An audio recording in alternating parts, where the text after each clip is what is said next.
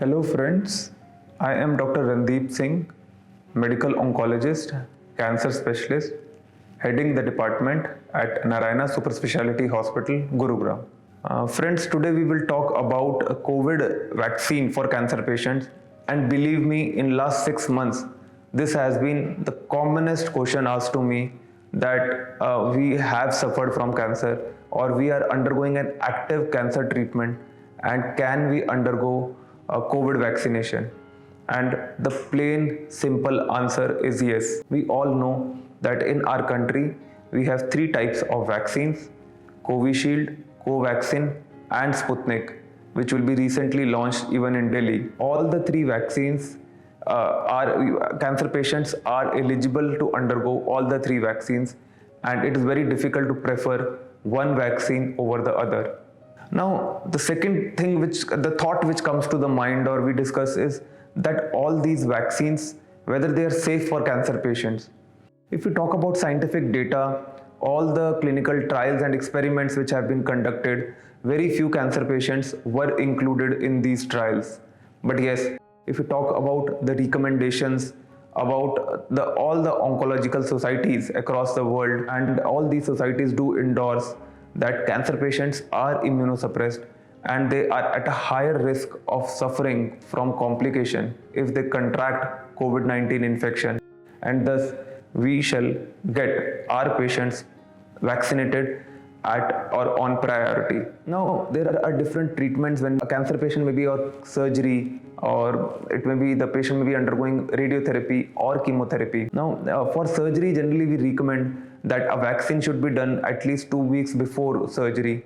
And if the surgery has happened, then if there is not a very severe crisis or pandemic or a very severe wave, then we usually wait for 4 weeks post surgery or till the post-operative recovery has happened before vaccinating the patients. Patients who are on radiotherapy can easily get themselves vaccinated as soon and as and when possible.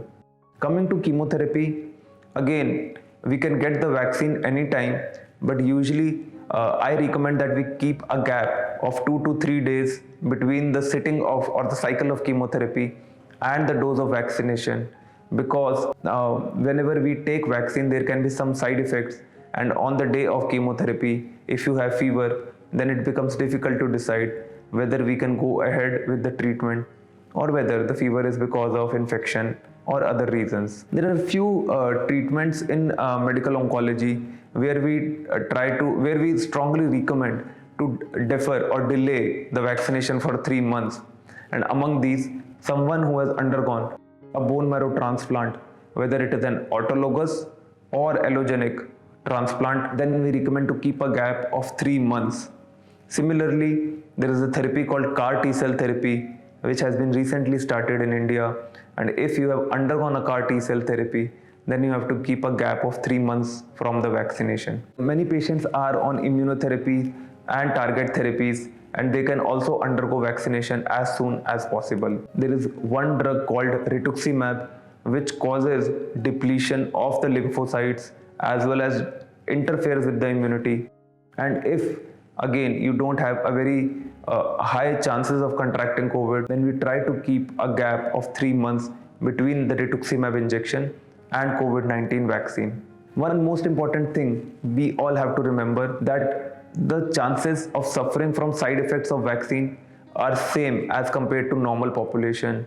We all know some of the side effects such as soreness at the injection site, fever, having a upper respiratory tract or a common cold like illness, 1 or 2 episodes of loose motions are the common side effects, and all these side effects happen at a similar incidence and in a similar severity in cancer patients. So friends, as and when possible, please get yourself as well as any patient who is suffering from cancer in your surroundings and support them in getting vaccinated.